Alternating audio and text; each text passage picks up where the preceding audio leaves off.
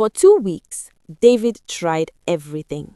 He called, texted, sent messages through friends. All went unanswered. Chioma had blocked him on social media, changed her daily routines to avoid running into him, and refused to speak about him to anyone except her two closest friends, Ada and Ngozi. "He's a liar, Ada. How can I trust anything he said?" Chioma sobbed in Ada's living room. "But sis, did he lie about loving you?" Ada asked gently. "Think about it. Rich men don't spend 6 months in a fake apartment driving beat-up cars for fun. He must have really wanted to know the real you." "He manipulated me," Chioma protested. Ngozi, always the more cautious one, added her perspective. "Chioma, I hear you, but I've also seen how you two were together. That man looked at you like you were his whole world. Rich, poor, whatever, that kind of love doesn't come around often." "But what kind of person can lie for 6 months straight? Ngozi, what if he's dangerous? What if this whole thing was some sick game? What if—" Chioma's voice broke. "What if he was just scared?" Ada interrupted softly. "Scared of being used for his money. Baby girl, we've all seen those stories. Rich men whose wives leave them the moment the money runs out. Maybe he just wanted what you want, real love." Meanwhile, across town, David was having a similar conversation with his own friends in his real home, a sprawling mansion in Ikoyi that Chioma had never seen. "Guy, you messed up," his friend Tunde said bluntly. "But your intentions were pure. You have to make her understand." "How? She won't even answer my calls." David ran his hands through his hair in frustration. Emeka, his childhood friend who knew him best, leaned forward. "David, for 6 months, you showed her who you were without the money. You showed her your character, your values, your dreams. That was real. The money was just information you withheld. Was it wrong? Maybe, but it doesn't erase the real connection you built." "She thinks I'm dangerous. She thinks someone who can lie like that could be capable of anything." "Then prove to her you're not," Tunde insisted. "Show her everything. No more secrets. Let her decide with all the facts." That night, David did something he hadn't done since building his empire. He poured his heart onto paper. A real handwritten letter. No corporate speak, no calculated words. Just raw, honest emotion. "My dearest Chioma, I know you don't want to hear from me. I know I've hurt you in ways I can never fully understand. But please, just read this. If after this you never want to see me again, I'll respect that. But you deserve the truth, the whole truth. My name is David Okonkwo, and yes, I own Crown Royal Hotels. I'm worth more money than I could spend in several lifetimes. I have houses I've never slept in and cars I've never driven.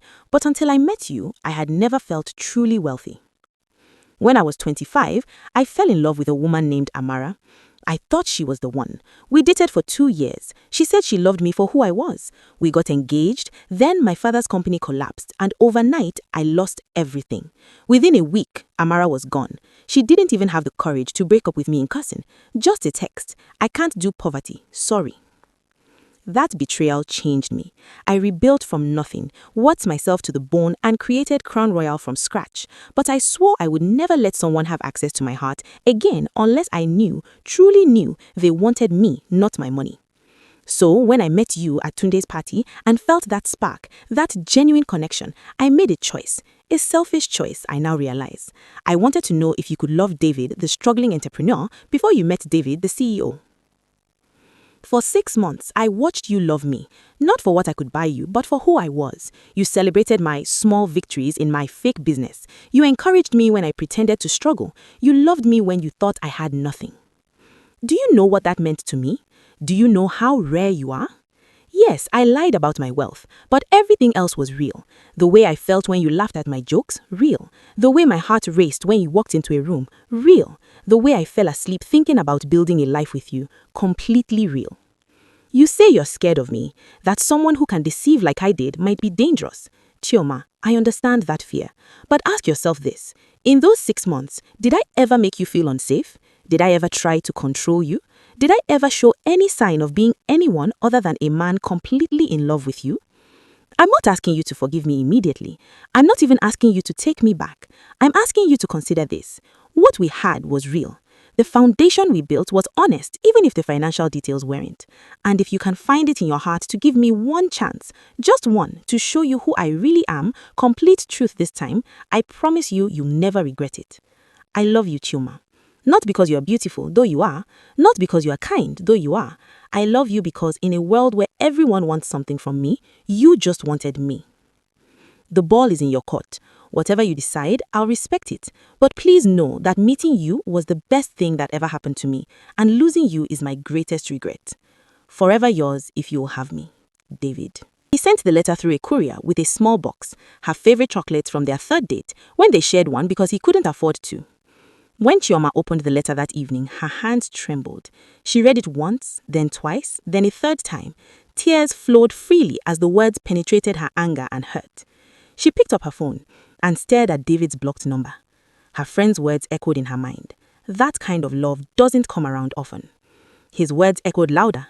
You loved me when you thought I had nothing. It was true. She had loved him completely, wholly. Was that love less real because he had money he didn't tell her about?